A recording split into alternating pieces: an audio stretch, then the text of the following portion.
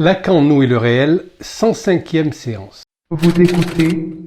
Oui, mais est-ce que vous y attrapez un petit quelque chose qui ressemble à du réel? Dans la difficile tâche de vous faire entendre ce soir, disons, quelque chose. On entend? On n'entend pas. Et comme ça, entend-on. Ça va? Nous allons essayer donc de résumer et de faire un pas de plus par rapport aux 3 dernières séances, donc, qui ont mis en place la notion de demande par rapport à celle du désir, en passant donc par la topologie, première incursion vraiment sérieuse dans la topologie, avec cette figure du tore où, je vous le rappelle, les petits cercles de la demande infinie tracent un autre cercle qui lui-même n'est pas repéré comme tel, ce en quoi le sujet se méprend sur son compte, c'est-à-dire il compte pour rien. Alors que justement, il n'est que ce qui compte, ce sujet-là, puisque il en arrive à se présenter à l'homme comme ce qui, pour lui, dépend du signifiant qu'il ne sait pas. Il n'en sait rien. C'est pour ça que nous avons affaire à cette notion de unbewusst, c'est-à-dire d'inconscient. Donc nous avons cette figure torique avec l'infini de la demande répétée, et dans cette demande-là persiste bien sûr un creux, un vide, quelque chose qui fait que tous les anneaux sont reliés entre eux et permettent de tracer ce cercle vide du désir. Et bien sûr, le sujet, nous l'avons vu, nous sommes concentrés sur, disons, la sortie de la névrose, à savoir l'obsessionnel et l'hystérique, pour montrer de manière très concrète comment, justement, à travers les demandes, qui sont censées, je vous le rappelle, concerner le besoin du sujet, c'est-à-dire ses besoins en nourriture, en soins, en fait, des choses biologiques très basiques, disons. Derrière ça, le sujet, lui, vise quelque chose d'autre, c'est-à-dire qu'il vise le désir sans le savoir, puisque c'est ce tour-là, on l'a vu, qui se fait de manière insu du sujet. On peut dire que c'est une représentation de l'inconscient, c'est-à-dire que c'est l'insu du sujet qu'il sait, mais qui ne sait pas qu'il sait. Donc là, nous avons une première représentation grâce à la topologie, parce que le langage peut difficilement, la description, amener jusqu'à ce niveau-là. Donc il s'agit d'en faire une représentation correcte. Et là, nous avons donc un passage maintenant entre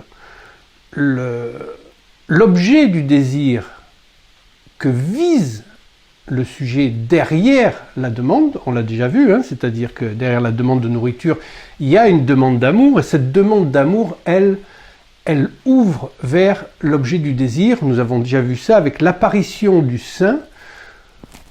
Pas la première fois, il faut qu'il y ait déjà 2 demandes pour que le sein apparaisse comme objet, et notamment cette mise en tension par pallidus, c'est-à-dire le conlactalenum, le frère qui boit le même lait, et qui permet l'apparition de l'objet, et l'objet derrière l'objet, c'est-à-dire le sein apparaît, et derrière le sein apparaît cette notion phallique, là, le phallus, en tant qu'il est cet objet qui n'apparaît pas directement dans le monde, mais qui sous-tend l'apparition de quelque chose qui représente une visée ultime pour le sujet dans le monde.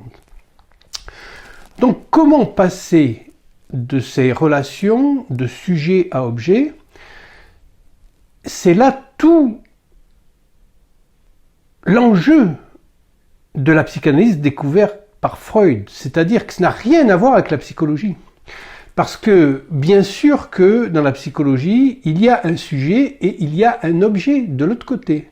Et si on en réfère à l'étymologie, déjà il y a quelque chose qui se passe, puisque objectum, ce qui est devant, donc la définition de l'objet, par rapport à subjectum, ce qui est dessous. Donc on voit déjà que ce qui est dessous n'est pas forcément ce qui est apparent. Donc le sujet lui-même ne peut être décelé qu'à partir de l'objet de la visée.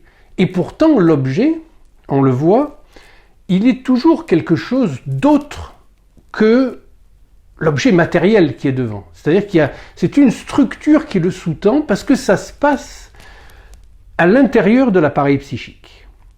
Donc la difficulté, là, c'est qu'est-ce qu'il est possible de mettre en place comme figure topologique et comme considération pour comprendre la manière dont le sujet rentre dans le désir. Alors là, j'ai une petite phrase de Lacan. Texto. Il n'y a pas d'autre entrée pour le sujet dans le réel que le fantasme. C'est-à-dire qu'il s'agit de mettre à jour cette structure intermédiaire qu'est le fantasme pour que la part réelle du sujet apparaisse comme telle. On se remémore que le sujet ne sait pas qu'il sait, bien sûr.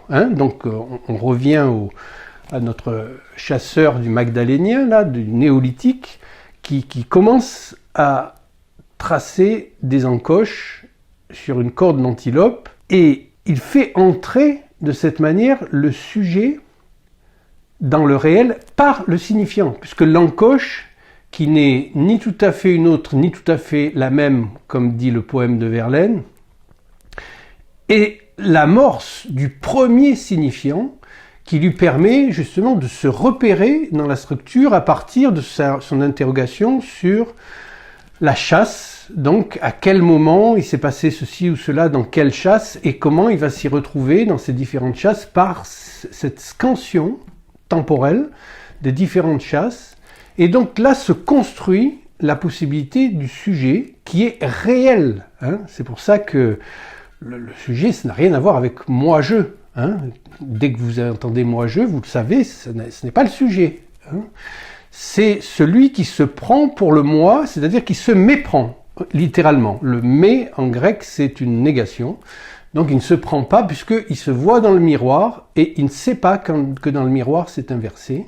Donc il se prend pour sa propre image. C'est ça la méconnaissance à proprement parler. On va y revenir tout à l'heure puisqu'on va voir la différence justement entre la psychanalyse et le reste. Le sujet de la psychanalyse n'a rien à voir avec le sujet de la philosophie et le sujet dans son acception la plus courante parce que le sujet est ramené essentiellement à sa dimension grammaticale, c'est-à-dire celui qui agit sur l'objet qui lui subit, puisqu'il est jeté devant.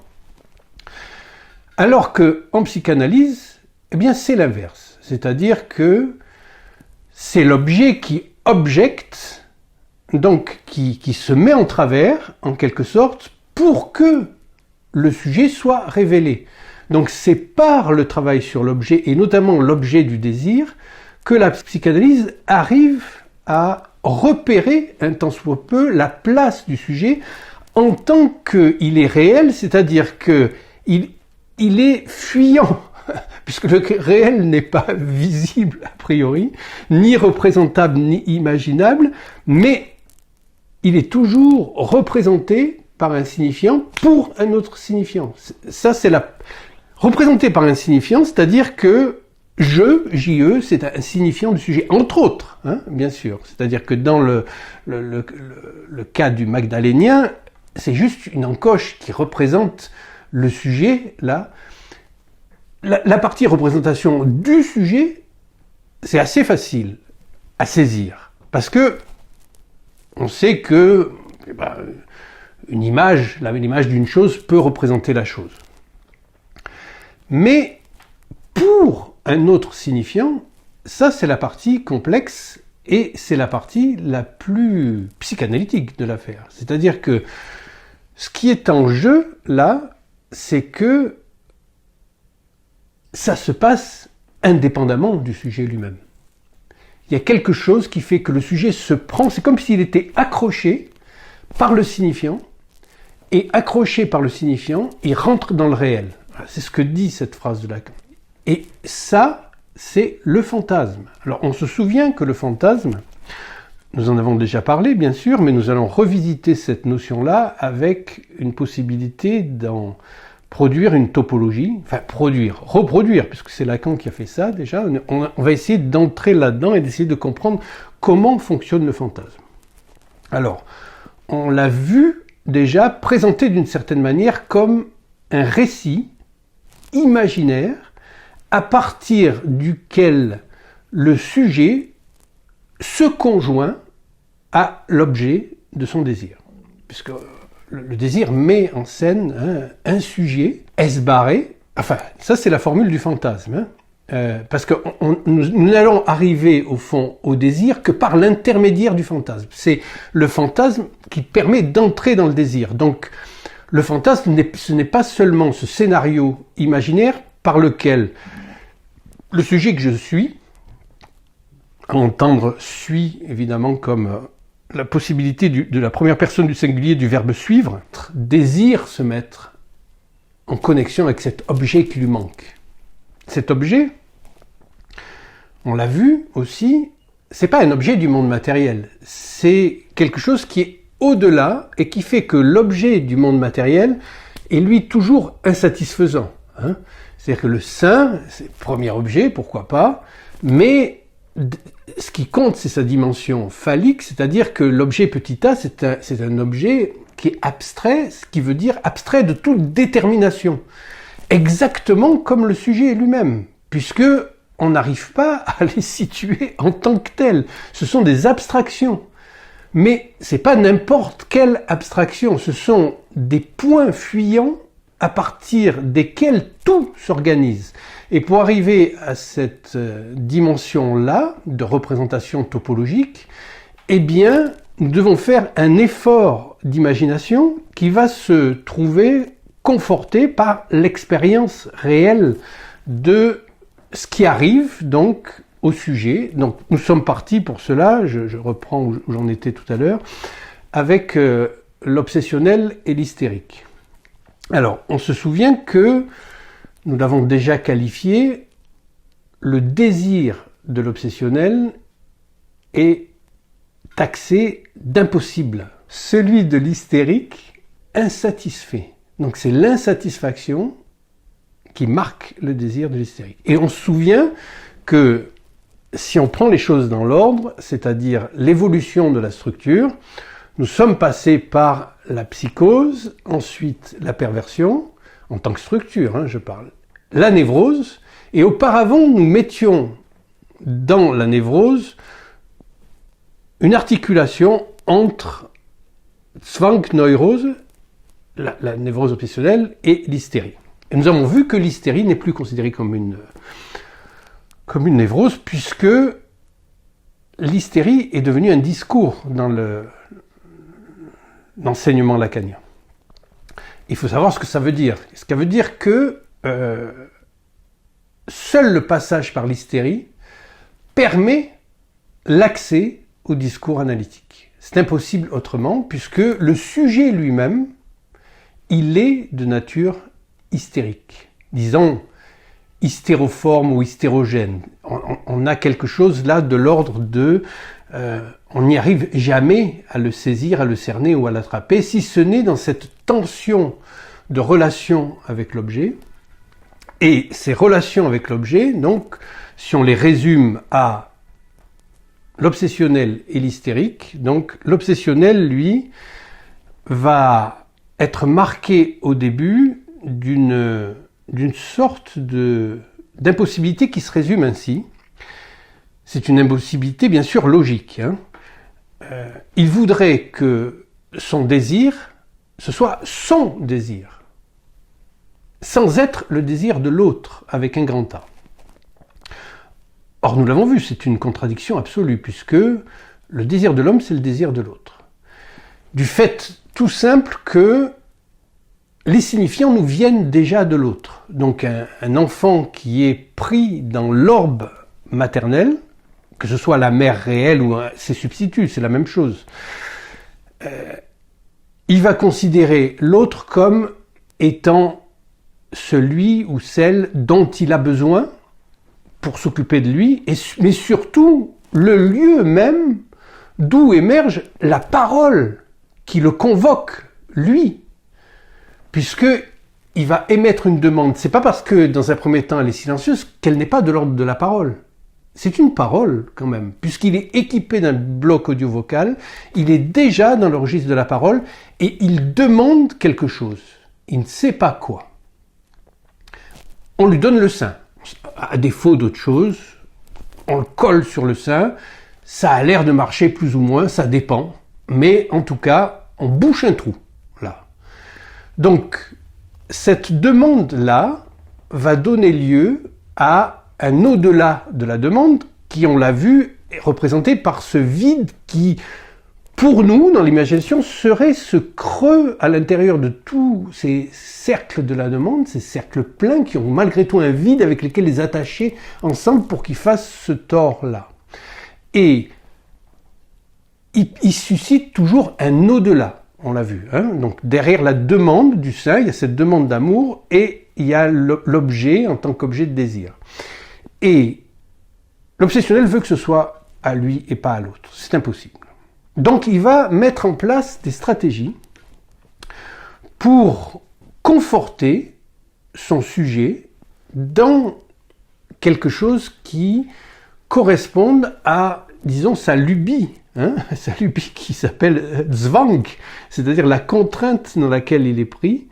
Et par exemple, pour donner un truc, j'ai entendu ça en clinique, par exemple, un obsessionnel qui était à l'étranger et qui, alors qu'il n'avait pas besoin d'argent liquide, va retirer de l'argent liquide à une machine à l'étranger pour avoir une preuve de si s'est passé quelque chose à l'endroit d'où il vient, ça peut pas être lui, puisque lui il était à l'étranger, il a retiré du liquide. Ça c'est typiquement une pensée d'obsessionnel. L'obsessionnel veut toujours être saisi nulle part, puisque le grand A, c'est le lieu même de la parole. Donc, il a ce fantasme d'être partout. Si vous voyez les obsessionnels, par exemple, sur Internet, ils sont partout.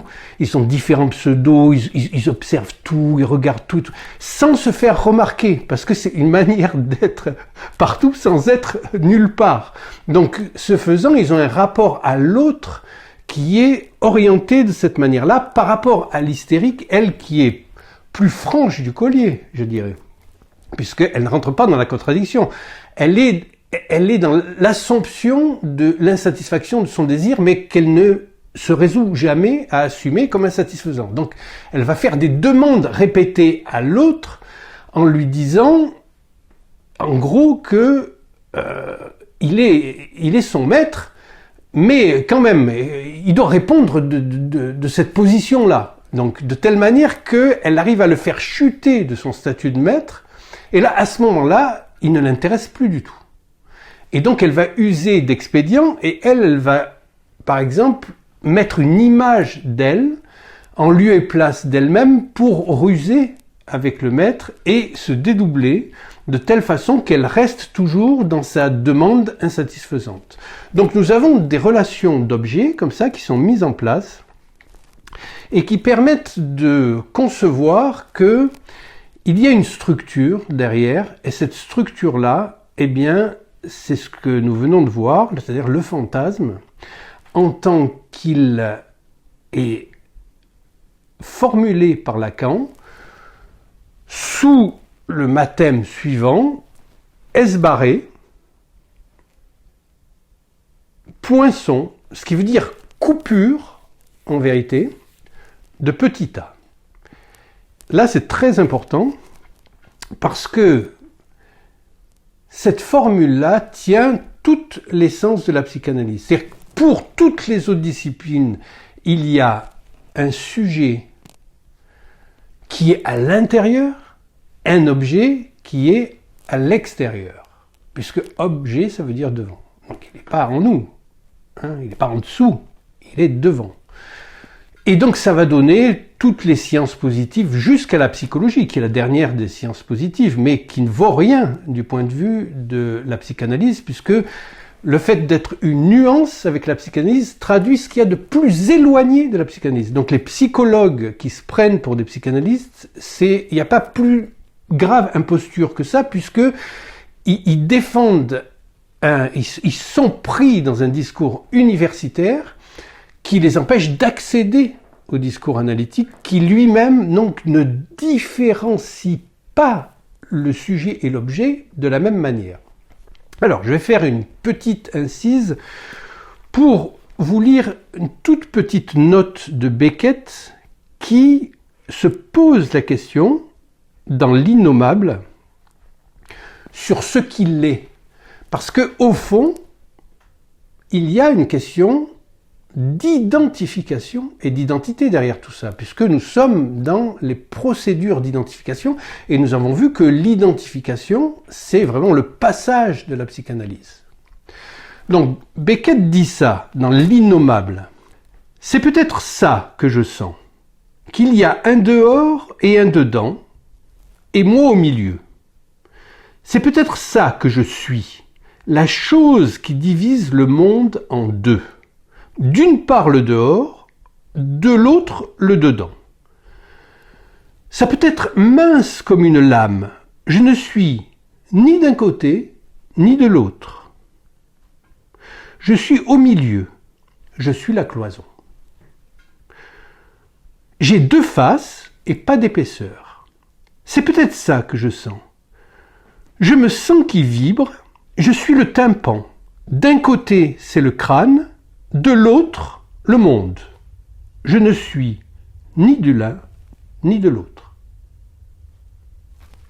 Là, vous avez la question de quelqu'un qui est allé assez loin dans le langage pour pouvoir saisir ce qu'il en est de l'impasse qui se propose au sujet dès qu'il pense logiquement son rapport au monde, et donc, comme nous n'accédons pas au monde, puisqu'il n'y a rien d'autre au monde qu'un objet petit a, comme dit Lacan, son rapport au langage et donc à la parole.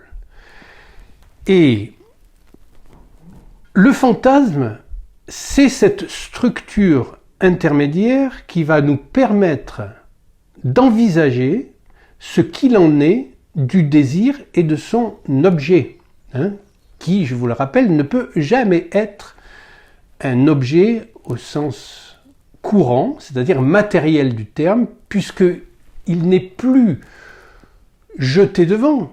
Il est ce qui donne l'illusion d'être jeté devant. Mais lui-même, il est indissociable du sujet parce qu'il est la part même du sujet qui n'est pas passée dans le signifiant. Puisque à un moment de l'empreinte signifiante, ce moment où le sujet va entrer de plein pied dans le langage, c'est-à-dire qu'il y est déjà, mais il y est de manière non orientée. C'est pour ça qu'on va parler de surface orientée, de surface non orientée. C'est pour ça que Lacan va faire appel à la bande de Möbius, et puis nous allons le voir maintenant pour le fantasme au cross-cap, qui est une sorte de super bande de Möbius, c'est-à-dire une bande de Möbius qui contient son propre objet, qui lui est plat, et on va voir ça, et on va voir comment ça se construit, parce qu'il n'y a qu'à partir de, disons, cette logique et cette dynamique qu'il est possible de comprendre quelque chose de la psychanalyse, et donc de son objet, qui n'est pas, bien sûr, autre chose que le sujet lui-même qui se cherche sous la forme d'un objet dans le monde. Et ça n'invalide pas les représentations qui se fait du monde, mais ça les met en question de telle manière que chaque fois, ce ne sont que des représentations qui renvoient à sa propre béance qu'il n'arrive pas à assumer. Et ça, donc, ça vient de la manière dont il en réfère à l'autre avec un grand A, et au départ, bien sûr, cet autre grand A qu'il place à l'intérieur d'un autre petit a comme étant celui qui a toutes les réponses. Mais il suffit qu'il avance un peu pour se rendre compte que l'autre est troué. Il n'a pas toutes les réponses. Alors bien sûr, il ne va pas se le représenter comme ça ou le comprendre de cette manière-là. C'est juste que si tous les mots lui viennent de l'autre, tous les concepts, toutes les histoires, etc., puisque c'est l'autre le lieu du langage. Lui, il est sensible au langage, mais il ne peut pas utiliser le langage. Il n'est pas en position de pouvoir parler ou dire les choses. Donc il s'imagine que l'autre a toutes les réponses. Donc dans un premier temps, il s'imagine même que sa mère, pour résumer la chose, il peut y avoir une instance de substitution, mais résumons parce que pour la démonstration, c'est quand même plus aisé de ne pas entrer dans toutes les possibilités de non-contradiction qu'il faut développer par la suite.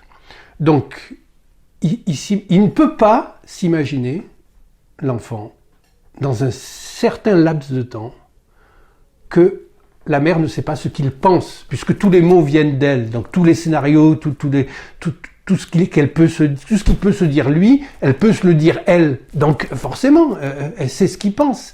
Et donc c'est l'entrée du mensonge là, dans le monde, puisque il va tester le mensonge, c'est-à-dire faire des choses et tester de voir si elle sait qu'il ment ou pas.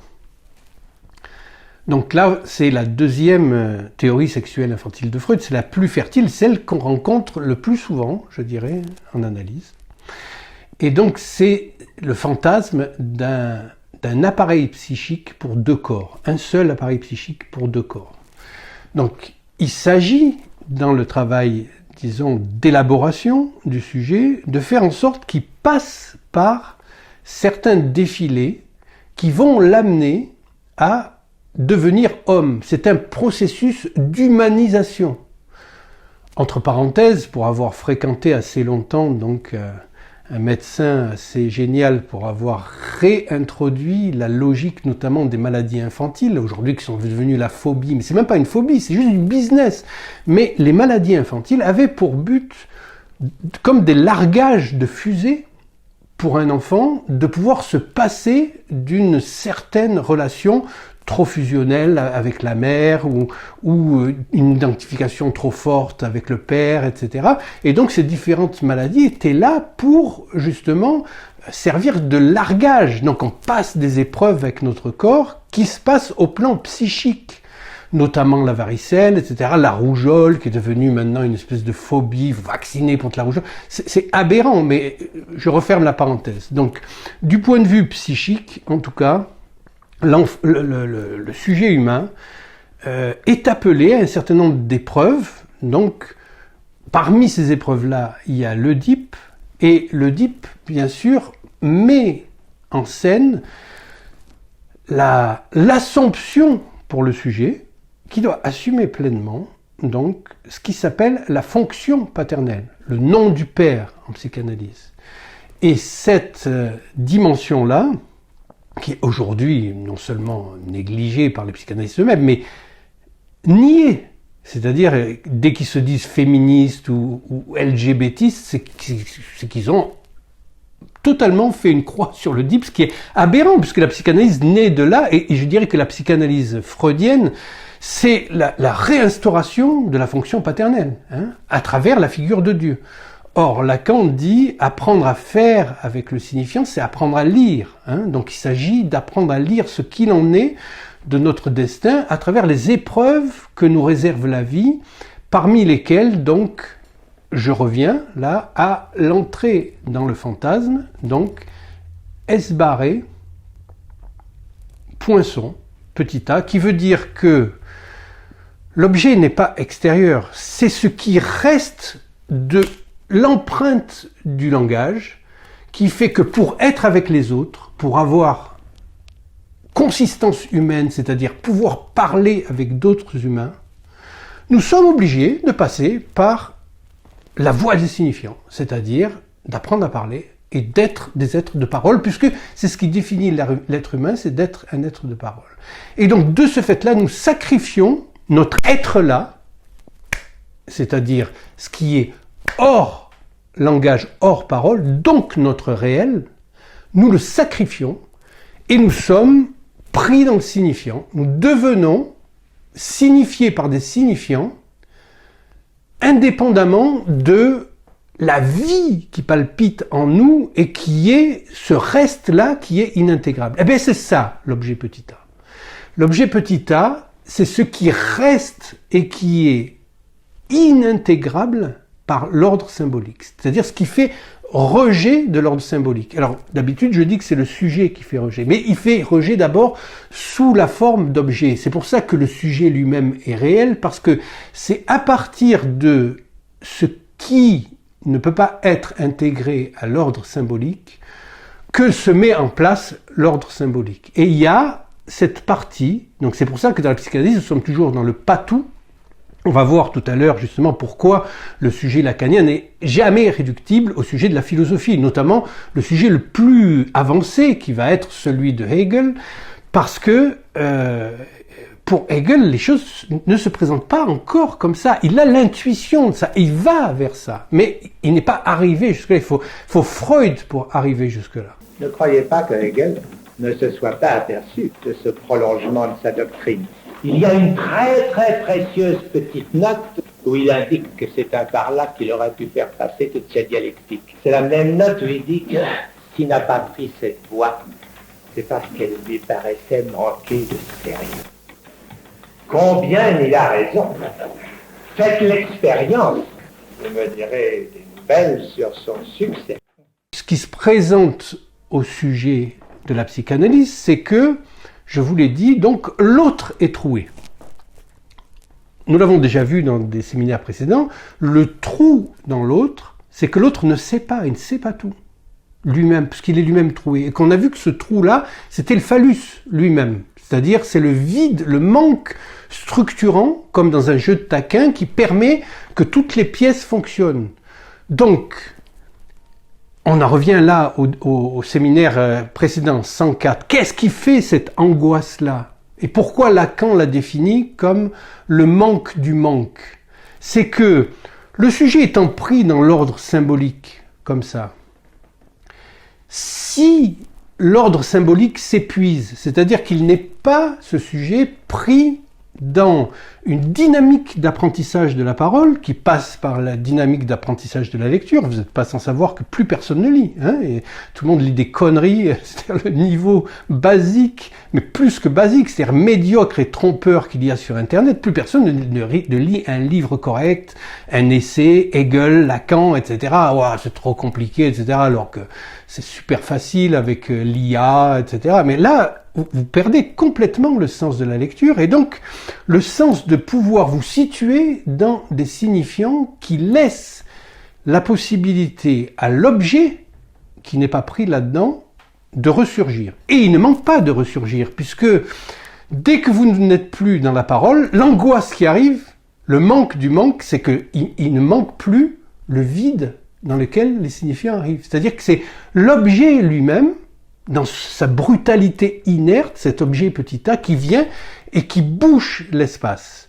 Donc pour se représenter ça, Lacan a une belle allégorie, un peu inquiétante, mais malgré tout très parlante, c'est que vous devez vous imaginer que que vous soyez mâle ou femelle, vous êtes une menthe religieuse mâle. C'est-à-dire, avec les habits, c'est-à-dire vous avez le masque et le déguisement du menthe religieuse mâle. Donc vous faites à peu près 1m70. Et vous avez en face de vous une vraie menthe religieuse femelle qui vous regarde. Et vous voyez dans son œil, qui n'est pas un œil humain, qui n'est pas un œil miroir, qui est un œil fractionné comme ça, votre propre image. C'est l'opacité du désir de l'autre. Parce que le fantasme, notamment, sert à nous protéger du désir de l'autre, hein, dont on ne sait rien. Alors, vous ne savez pas, vous, ce qu'elle va faire de vous, cette menthe religieuse. Surtout si vous êtes habillé en menthe religieuse mâle et qu'elle fait, elle, 3,40 m. C'est-à-dire, c'est la proportion réelle entre une menthe religieuse mâle et une menthe religieuse femelle. Donc, est-ce qu'elle va vous inciter à la copulation pour vous couper la tête juste après? C'est quand même, dans la majorité des cas, ça se passe comme ça. Mais peut-être qu'elle vient de le faire déjà, et donc elle n'est pas non plus dans une collection effrénée, hein. Donc ça vous laisse une chance. Mais ça vous met dans une position d'angoisse terrible de ne pas savoir ce que vous êtes pour l'autre. Parce que ça, c'est le fondement du fantasme et l'effroi du fantasme. C'est-à-dire qu'on l'a vu la dernière fois, c'est la sensation du désir de l'autre. Mais là, nous allons un cran plus loin. C'est-à-dire ne pas savoir quel objet je suis pour l'autre. Parce que nous commençons par être des objets avant d'être des sujets potentiels. Et c'est pour ça que c'est par l'objet que nous pouvons retourner au sujet. Comme on l'a vu avec l'os magdalénien, c'est à partir de l'objet que nous pouvons remonter jusqu'à cette notion de sujet. Et donc, la question qui se pose au tout petit bébé quand il arrive au monde, j'en ai vu arriver 2 au moins, c'est-à-dire ma fille et mon garçon, c'est cette interrogation, qu'est-ce que je suis? Avant d'être, qu'est-ce que je fous là, hein? Puisque il y a quand même le passage d'un monde dans un autre monde qui est totalement étranger, puisqu'il passe d'un monde qui est aqueux, aquatique, sonore, sans lumière, à d'un seul coup une ouverture, les poumons se mettent en place, l'air fait mal, il crie, il se retrouve dans la lumière, dans un monde totalement étranger, et avant de se dire « qu'est-ce que je fous là ?» de manière un peu grossière, ils disent « mais que suis-je » Et ils cherchent le regard de l'autre. Un regard halluciné, parce qu'il est encore de l'ancien monde vers le nouveau monde, mais qu'est-ce que je suis pour l'autre? Et ça, c'est l'origine du fantasme. C'est-à-dire, quel objet suis-je moi-même? Parce qu'avant de rechercher mon propre objet, j'essaye de savoir quel objet je suis pour l'autre.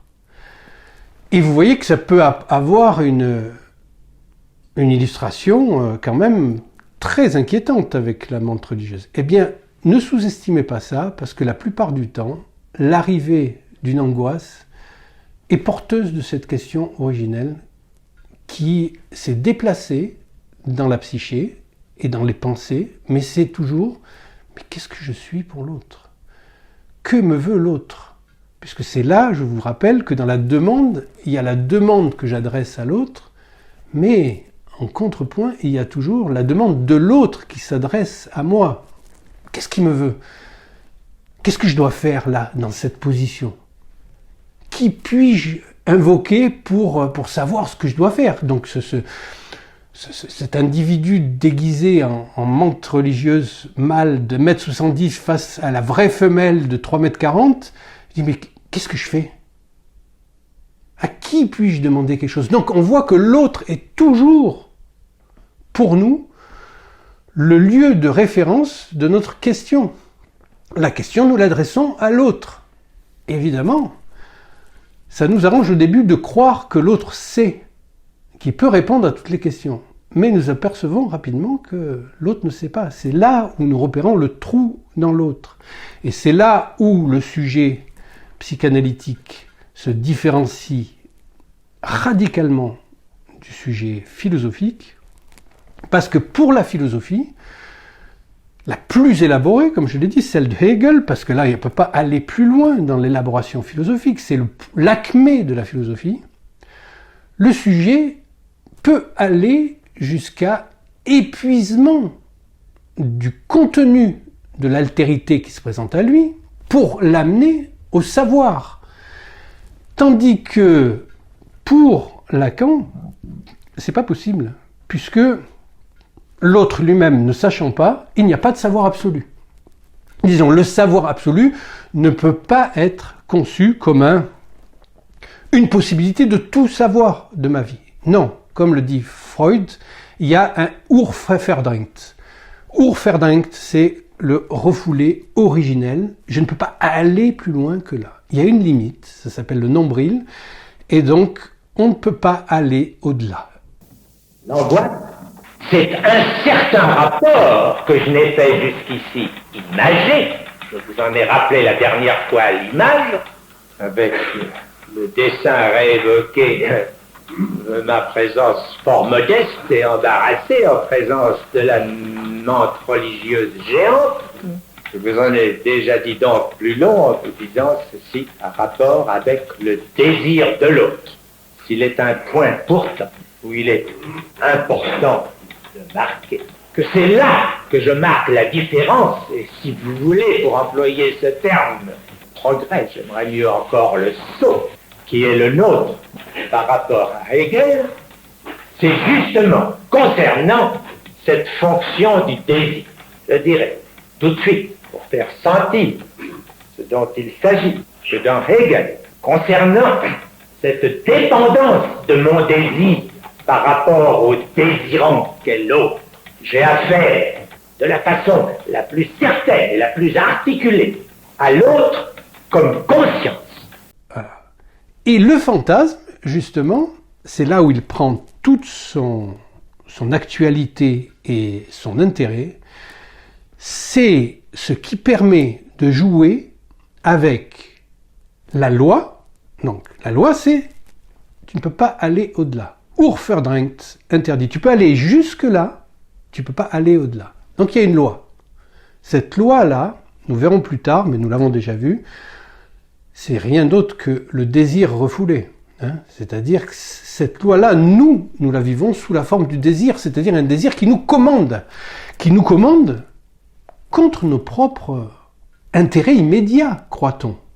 Et souvent à raison, puisque notre intérêt immédiat va viser une jouissance immédiate, le désir va mettre en sorte quelque chose, par exemple un jeune adolescent qui est porté par une espèce d'obsession incestueuse vis-à-vis de sa mère, va développer des verrues sur son sexe, par exemple. Parce que c'est le désir qui veut ça. C'est-à-dire le désir, c'est une loi. Non, tu peux pas aller là. Tu peux pas. La loi, c'est la loi de l'inceste d'abord. Donc le désir, en tant que loi, le sujet et l'objet. Avec le fantasme, il est possible d'érotiser tout ça, y compris la loi elle-même, puisque il se tient comme un en-deçà du réel. Et c'est pour ça qu'on comprend que, comme dans le rêve, disons, un fantasme qui chute dans le réel a pour nom cauchemar, puisqu'il s'agit de rester au bord de cette limite, qui est une limite symbolique, langagière, à l'intérieur du fantasme, où les mots eux-mêmes se déploient et orientent vers la possibilité d'accéder au désir en tant qu'il est lui-même qu'une désinence du dire. Donc nous restons dans la capacité de dire, mais dans un monde infra-réel, mais pas si infraréel que ça, puisque nous réintégrons à ce moment-là la dimension du réel comme marquée par le signifiant. Nous l'avons vu, si entrer dans le monde du signifiant nous met dans une procédure d'aliénation radicale à l'autre, il reste ce petit bout de substance vivante là, mais qui est transformé en un bout de langage. C'est un bout de la chaîne signifiante, mais qui palpite encore, on peut dire. Et dès que nous sommes dans un état d'angoisse, nous avons en fait non pas une peur de ne pas atteindre l'objet ou je sais pas quoi, mais c'est l'inverse. C'est-à-dire une surprésence du réel, de nous-mêmes comme de l'autre, non plus cette fois comme système symbolique qui fait matelas ou intermédiation entre le sujet et son objet, mais la puissance inerte de l'autre innommable. qui ne peut pas se dire, c'est l'effroi, parce que vous vous souvenez que la chose elle-même, je vous renvoie au séminaire qui a porté sur la chose, a deux faces. Une face qui va mettre le sujet dans une position suggestive d'une immense attraction, comme la pulsion sexuelle qui va vous attirer vers un partenaire qui fait bander, comme on dit. Et simultanément, il y a l'autre face de ça, c'est-à-dire une frayeur incroyable, une terreur radicale, une dimension létale de savoir que si nous approchons trop, on va y rester. On ne peut pas tenir comme le soleil et la mort, on ne peut pas les regarder en face. Donc il y a cette dualité. Cette dualité-là, nous la retrouvons donc dans cette topologie du cross-cap, ce qui veut dire bonnet croisé. Et c'est une surface complexe qui est une extension de la bande de Möbius en tant qu'elle intègre le sujet indissociable de l'objet. C'est-à-dire que l'indissociabilité du sujet et de l'objet sont prises a priori, non pas comme dans la lecture classique avec le sujet philosophique où nous avons le sujet d'un côté et l'objet de l'autre. Là, leur indissociabilité est déjà marquée dans cette figure-là, puisque le cross-cap se construit avec une double, un trou qui se dédouble d'une certaine manière, et dans le fond, il y a ce disque lui-même qui est l'objet petit a, qui peut se décoller du sujet en tant qu'il est cette bande de Möbius. C'est-à-dire que le sujet n'est pas quelqu'un qui est intérieur à un corps, puisque sinon vous ne seriez pas touché par quelque chose qui se passe à l'extérieur. Une parole peut vous mettre dans un état de dévastation psychique comme vous faire rougir ou vous faire bander, justement, et ça se passe à l'extérieur. Donc ça veut dire que si nous avons des trous, donc nous sommes partie prenante de l'extérieur. C'est ça que permet la représentation topologique. C'est pas juste une espèce de fantaisie de Lacan, c'est que juste par ce travail sur la topologie, il est possible de figurer un intérieur et un extérieur qui se combinent à partir d'un point d'impossibilité. Il a beau être impossible, c'est à partir de ce point d'impossibilité que tout se passe et que tout s'organise pour le sujet, donc, et qui lui permet de renouer avec l'origine de son désir, qui est une origine législative, comme on le voit dans la tripartition des religions. La première religion, elle est la religion hébraïque, donc c'est la loi en tant que telle.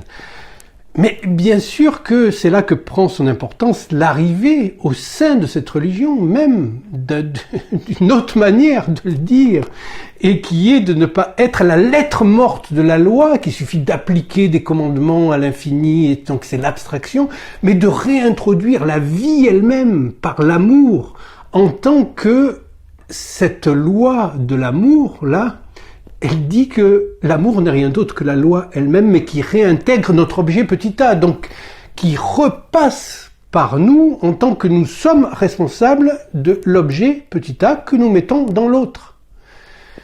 C'est pas l'autre qui est responsable. Bien sûr, l'autre il a sa responsabilité, on l'a vu. La perversion, c'est de se prendre pour l'objet petit a que l'autre voit en nous. On vient de le voir avec Socrate, etc. On l'a vu avec ce travail sur le banquet. Donc il s'agit de ne pas s'identifier à l'objet petit a que l'autre voit en nous, mais nous-mêmes devons savoir que cet objet n'est rien d'autre qu'un objet linguistique que Lacan présente comme un 8 intérieur. Ce 8 intérieur, donc, c'est une manière de coudre le tort et le cross-cap, et d'en faire une figure qui permette de comprendre que on change de côté sans changer de bord. Et donc que nous sommes toujours en relation avec une tension qui a déjà originellement en nous entre l'objet petit a qui nous force à désirer et donc qui nous met dans une position mobilité, hein, une mobilité qui est d'abord une motilité corporelle, mais qui est ensuite une mobilité psychique, d'entrer dans la narration, d'entrer dans l'étude, d'entrer dans la possibilité d'apprendre ce qu'il en est de notre position d'être humain, donc d'être un être de parole, c'est-à-dire un par-l'être, et donc de devoir avoir affaire avec les signifiants, avec les mots d'abord dans un premier temps, puis ensuite décoller le signifié du signifiant pour se mettre dans une position où l'objet lui-même, qui est un objet petit a, il est réel et pourtant c'est un signifiant. C'est-à-dire que c'est un petit a, rien d'autre. C'est là où on a cette notion de bord, hein, la littérature en tant que littérateur, ce bord-là entre le symbolique et le réel, qui nous permet d'entrer dans l'assomption de notre position d'être parlant. Donc on le voit, le fantasme ne se résume pas au scénario imaginaire dans lequel on atteint l'objet de notre désir et qui provoque notre jouissance. C'est aussi ce qui organise pour nous l'ensemble de notre vie psychique et ce qui donne un cadre, le cadre même par lequel nous voyons le monde. Ça s'appelle le fantasme originel. Et là, je vous renvoie à un tableau de Magritte où un extérieur, il en a fait plusieurs comme ça, un extérieur, comme devant cette fenêtre, là, il est peint, ce qu'on voit à travers la fenêtre. Mais il y a le rebord qui montre que c'est le sujet lui-même qui peint le monde à la fenêtre de son fantasme. Donc il est responsable des représentations qu'il se fait du monde. Parce que il est poussé à interroger son objet petit a, notamment dans le travail analytique, quand c'en est vraiment un, parce que bien sûr que pour entrer dans la psychanalyse, il s'agit de passer par là, sinon il n'y a pas de psychanalyse. La psychanalyse ne répond que du discours qui la conditionne. Ce discours analytique, il est formé de ces 4 éléments que sont l'objet petit a, dans lequel le psychanalyste se met à n'en faire que le semblant, en position pour susciter chez le sujet son désir, et le mettre en position de parler afin qu'il puisse évacuer les S1 qui ont gouverné sa vie jusqu'à maintenant, des signifiants maîtres qui ne sait pas être des signifiants maîtres, mais qui le tiennent dans une vision étriquée du monde et qui l'empêchent d'accéder à quelque chose. Donc c'est un travail de parole, et c'est un travail qui passe par la lecture aussi. Il faut apprendre à lire, parce qu'apprendre à travailler avec le signifiant, c'est aussi apprendre à lire. Et paradoxalement, vous l'avez vu, donc ce qui est supposé, c'est le savoir lui-même, qui est une connaissance. Et la connaissance, là, c'est pas le savoir, hein, puisque ce S2 qui est sous la barre, là, ça c'est le S2 des universitaires en quelque sorte, c'est-à-dire c'est une connaissance infinie qui donne une coexistence à l'homme et à ce qu'il étudie, mais sans que lui-même se mette dans les choses à étudier. C'est ça que change la psychanalyse, c'est-à-dire qu'il ne suffit pas d'avoir la plus grande rigueur pour étudier tel matériau ou la mouche drosophile sous toutes ses coutures et toutes ses articulations, mais encore faut-il que celui qui l'étudie lui-même fasse la même chose pour son propre sujet. Et c'est ça la psychanalyse, c'est rentrer dans la possibilité du sujet de renouer avec son fantasme originel et donc se libérer de l'illusion qu'il y a une connaissance du monde, notamment représentée par la science, qui n'est rien d'autre qu'une idéologie d'élimination du sujet. Donc ceux qui vous disent il faut croire à la science, c'est juste qu'ils manifestent là leur illettrisme fondamental, au sens premier, c'est-à-dire qu'ils n'ont aucune notion de ce qu'est une lettre. Une lettre en tant que bord d'un mot qui lui-même sert à se représenter les choses du monde qu'ils ne sont pas, hein, puisque ce n'est qu'une représentation des choses du monde. Et le bord, lui, renvoie au sujet lui-même. Donc l'objet petit a, en rapport avec le sujet barré, c'est ça, c'est-à-dire c'est une manière qui permet seulement le fantasme dans l'élaboration d'une topologie idoine, c'est-à-dire celle du cross-cap, de rendre compte de l'inséparabilité du sujet et de l'objet qui trouvent leur séparation possible dans la figure du cross-cap, donc qui se dédouble entre une bande de Möbius et un disque. Ce disque-là, c'est l'objet, et la bande de Möbius, c'est le sujet, c'est-à-dire la coupure elle-même. Et là, nous arrivons à rendre compte d'un abord possible du sujet de la psychanalyse, donc du sujet de l'inconscient, par le fantasme. Tout ce à quoi, le vrai auquel couramment nous sommes amenés à faire appel, c'est simplement à rappeler ceci, qu'il ne faut pas se tromper.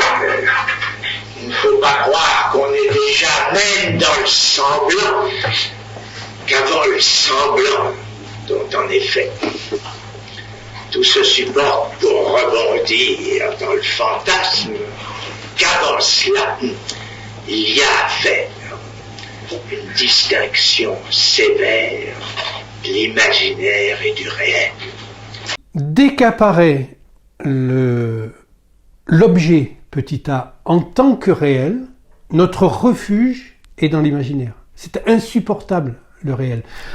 Donc on bascule dans l'imaginaire.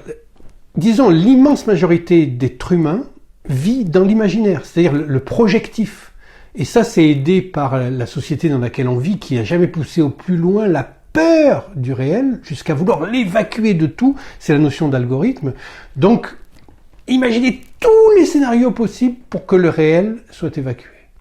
Parce que, effectivement, l'imaginaire, là, vient nous raconter une histoire minimale qui est articulée par le symbolique. On appelle ça imaginaro-symbolique, parce qu'il faut un minimum d'articulation pour se raconter une histoire qui nous permet de ne pas succomber au réel, c'est-à-dire à ce manque du trou. Nous sommes convoqués à nous maintenir au bord du gouffre, au bord de l'abîme, et ça, c'est la lettre en tant qu'elle est, ce bord, cette frontière, ce littoral, littéral du réel et du symbolique. L'imaginaire, c'est la dimension dans laquelle nous plongeons à chaque fois pour ne pas nous tenir donc au bord du réel. Et le réel, en tant que tel, il est insupportable. Mais il se laisse supporter dès qu'il est réduit à être ce bord, cette lettre-là, ce littéral, ce littoral. Là, il est possible que le symbolique porte. C'est là où Lacan dit que la différence entre le raisonnement mathématique et l'inconscient, c'est que pour nous, l'inconscient, il est marqué du symbolique qui gouverne le réel.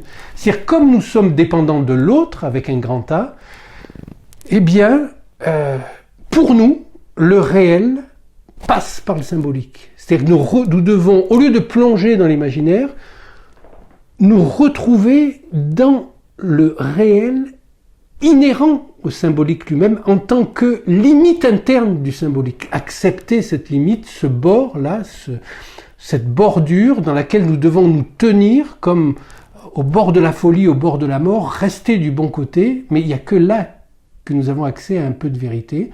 Donc au bord de ce réel-là, du côté du symbolique. Et là, nous n'avons plus besoin de nous noyer, de nous plonger dans l'imaginaire. Le tissu est particulièrement lié à l'imagination, au point que j'avancerai qu'un tissu, son support, c'est à proprement parler ce que j'ai appelé à l'instant l'imaginaire. Et ce qui est frappant, c'est justement ça, à savoir que le tissu, ça s'imagine seulement. Nous trouvons donc là quelque chose qui fait que ce qui passe pour s'imaginer le point relève quand même de l'imaginaire. C'est la différence entre l'imaginaire, qui est s'imaginer, et l'imagination, qui est imaginer. Le fantasme est vraiment le scénario compensatoire par excellence, mais qui renvoie à la première compensation. C'est le bébé.